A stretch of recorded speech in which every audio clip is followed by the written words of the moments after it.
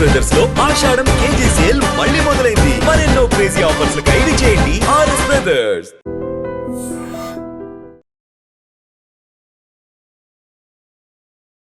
నమస్కారం, welcome to I dream. ధర్మ మార్గం విత్ విజిత కార్యక్రమానికి స్వాగతం.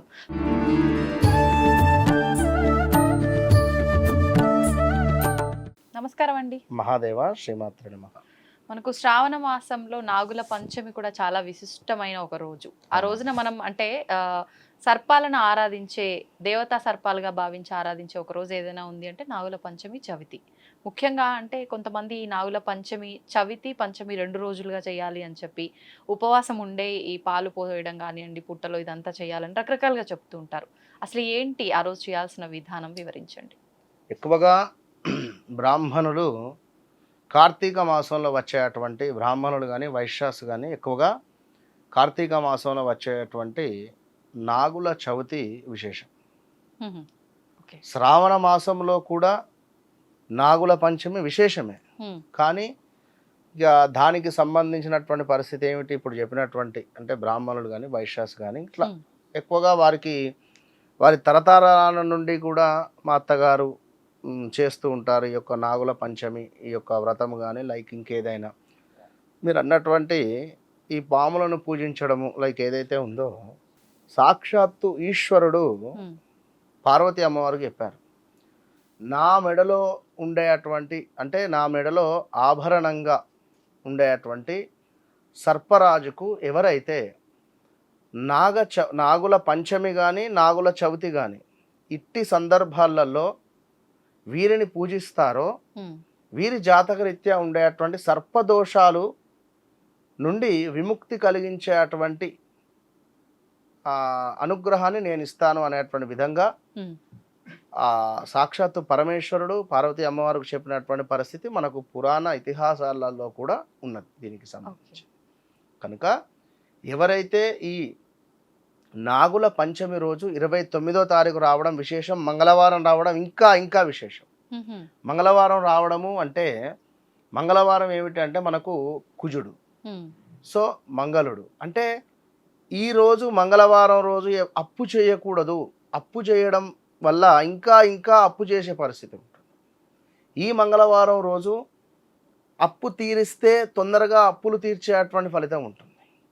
మరి ఇట్టి మంగళవారము నాగుల పంచమి రావడము ఈ యొక్క సర్పదేవతలకు సంబంధించినటువంటి పూజాది కార్యక్రమాలు చేయడం ద్వారా జాతకరీత్యా ఉండేటువంటి దోషాలు తొలగిపోయేటువంటి పరిస్థితి, ఇంకా మనకు అద్భుతంగా ఏమైనా పనులు ముందుకు కావాలి అనుకున్న కుజదోషాలున్నా కాలసర్ప దోషాలున్నా మంచి పొజిషన్లో డౌన్ఫాల్ అవడం కానీ, ఇంకా అంటే ఈ మాట నేను చెప్పకూడదు కానీ చెప్తున్నా, కొన్ని సందర్భాలలో పరస్త్రీ వ్యామోహంగా ఉండేటువంటి వారు అంటే భర్తకు అంటే భార్యకు దూరంగా ఉండి ఈ యొక్క భర్త వేరే వారికి కొంత వశీకరణ ఉండేటువంటి సందర్భాలలో ఈ జాతకరీత్యా ఉండేటువంటి సర్పానికి సంబంధించినటువంటి ఇబ్బందులలోనే ఆ విధమైనటువంటి పరిస్థితి ఉంటుంది.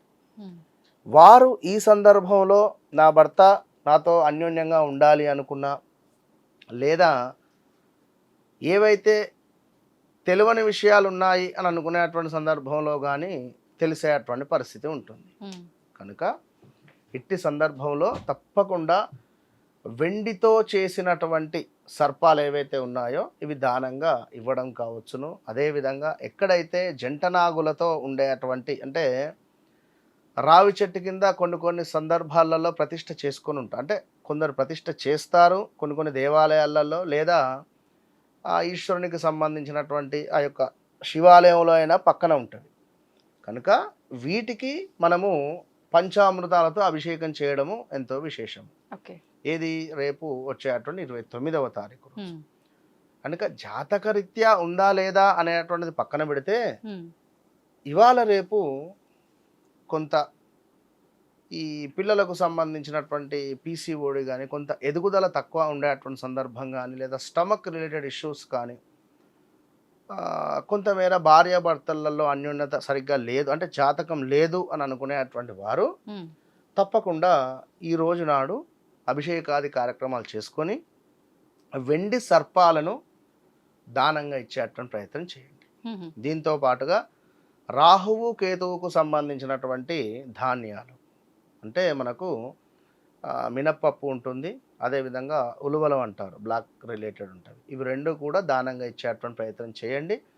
29వ తారీఖు నాడు ఇంకా సంపంగి పువ్వులు కానీ కనకాంబరానికి సంబంధించినటువంటి పుష్పాలతో కానీ అదేవిధంగా మనకు మందార పుష్పాలతోటైనా కూడా ఈ యొక్క నాగేంద్రుల వారికి అభిషేకం జరిగిన తర్వాత అలంకరణ నిమిత్తము పెట్టేటువంటి ప్రయత్నం చేయండి. చక్కగా ఈరోజు మనకు దుర్గా అమ్మవారి దేవాలయం ఎక్కడైనా ఉన్నా దుర్గా అమ్మవారిని ఈ సమయంలో ఏది దుర్గా అమ్మవారు అంటే కొన్ని దేవాలయాలలో ఉంటవి, కొన్ని దేవాలయాల్లో ఉండవు.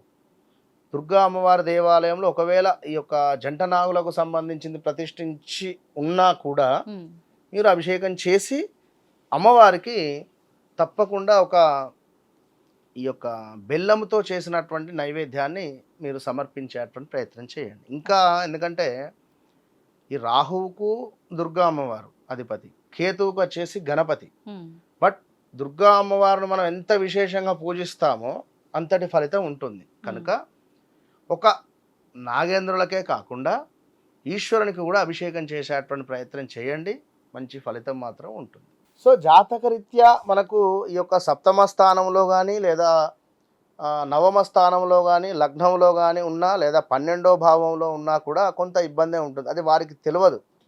ఎవరి జాతకం అంటే వారు చాట్ ఓపెన్ చేసి వారు ఏం చూసుకుంటారు ఎవరికి తెలుస్తుంది. కానీ నేనేమనేది ఏమిటి అంటే కొంతమేర సిండికేషన్స్ అంటే అనుకున్న పనులు జరగకుండా ఈ పిల్లలకు 1/2 మార్కు 1.5 మార్కు పర్సంటేజ్ ఇంత తక్కువలో పోతూ ఉంటుంది. ఇట్టి సందర్భాలలో మీరు ఈ యొక్క సర్పాలను పూజించేటువంటి ప్రయత్నం చేయాలి. ఏది ఈ యొక్క నాగుల పంచమి రోజు 29వ తారీఖు కుదిరితే ఎక్కడైనా మహన్యాస పూర్వక రుద్రాభిషేకం ఈశ్వరునికి అభిషేకం చేసినా సరిపోతుంది. అంటే మా దగ్గర అయ్యో జంట నాగు లేవు అని అనుకునేటువంటి వారు ఈశ్వరునికి అభిషేకం చేసినా సరిపోతుంది. ఎందుకంటే స్వామి మెడలోనే ఆభరణమై ఉంటుంది కనుక స్వామి చెప్పాడు కనుక పార్వతీ అమ్మవారికి. సో ఎవరైతే ఈ రోజు నాడు ఈశ్వరునికి అభిషేకం చేసినా కూడా ఆ ఫలితం ఉంటుంది. అయితే మరికొందరు పుట్టల వద్దకు వెళ్ళి కూడా పుట్టలో పాలు పోయడం కానీ అక్కడ ఉండేటువంటి సరౌండింగ్లో కొంత పసుపు కుంకుమ వేయడం కూడా జరుగుతుంది. సో అంటే ఎవరి పరిస్థితి వారిది కనుక కొంతమేర కొన్ని పోయండి. ఎందుకంటే మేబీ చెప్పలేం పాములు పాలు తాగుతావి అనేటువంటిది రేర్. కానీ అంటే ఒక గ్లాసులో కానీ అంటే ఒక బౌల్లో కానీ ఏమైనా అక్కడ ఏర్పాటు చేసే ప్రయత్నం చేయండి. డైరెక్ట్గా అందులో పోసేస్తూ ఉంటారు అందరూ, నెంబర్ ఆఫ్ పీపుల్స్ వాళ్ళు అందులో పోసేస్తే వాటికి ఇబ్బందే కలుగుతుంది. కనుక ఇప్పుడు మీరు సర్ప ప్రతిమను దానం చేయాలన్నారు కదా, దోషాలు ఉన్న వాళ్ళు తొలగిపోతాయి అని. వీళ్ళ దోషం తొలగిపోతుంది సరే, తీసుకున్న వాళ్ళకి మళ్ళీ అదేమైనా దోషంగా తీసుకున్న వాళ్ళకి దోషం ఎక్కడదమ్మా? చాలా మంది ఇలానే భావిస్తుంటారు కదా, అంటే వాళ్ళు ఇలా దానం చేశారు, శనికి సంబంధించినటువంటి నల్ల నువ్వులు దానంగా ఇస్తున్నారు. దీనికి అంటే బ్రాహ్మణులకు ఇస్తే సరిపోతుంది కానీ కొంతమంది వాయన రూపంలో ఆ ప్రతిమను పెట్టి కూడా ఆవు దూడ ఉండే ప్రతిమని లేదంటే సర్ప ప్రతిమని ఇలా. ఆవు దూడ వేరు, సర్పాల ప్రతిమకు సంబంధించి ఇబ్బంది అయ్యే వాళ్ళు ఇలాంటివి దానం చేస్తుండడం చూస్తుంటాం మామూలుగా. లేదు లేదు, బ్రాహ్మణులకు దానంగా ఇవ్వండి అంతే, బ్రాహ్మణులకు మాత్రం దానం ఇవ్వండి. ఎందుకంటే అది వారు చేసుకునేటువంటి సంధ్యావందనం కావచ్చును, వారి యొక్క దాంట్లో అది సరిపోతుంది. ఎందుకంటే ఎవరు చేసుకుంటారు, మామూలుగా ఉండేవారు చేసుకోరు కదా. మళ్ళీ కర్మ మీరు అన్నట్టుగా వారికి చుట్టుకుని ఎందుకు దానాలు అట్లా. ధన్యవాదాలండి.